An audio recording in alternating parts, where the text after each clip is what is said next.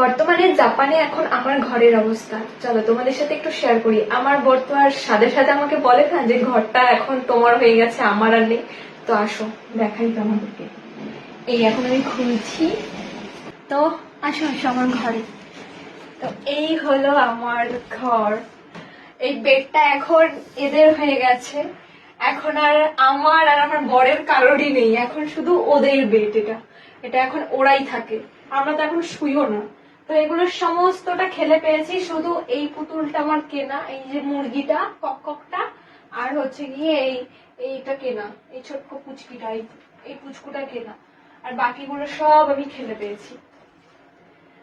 কেমন লাগছে দেখো দেখো।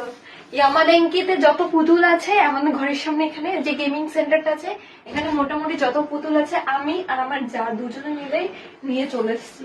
আমার জায়ের ঘরেও অনেক পুতুল, আমার ঘরেও অনেক পুতুল।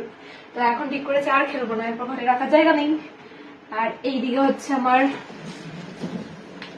আসো নিয়ে আসো, এইদিকে হচ্ছে আমার আরেকটা ঘর, তোমাদের সাথে অনেকদিন শেয়ার করিনি। আর এই ঘরে আমার সোফা আছে, এখানে এসে আমি এরকম ভাবে বসি, আর যত জামা কাপড় আছে এই সোফার মধ্যে রাখি, কাউকে বসতে দিই না, শুধু আমি বসি।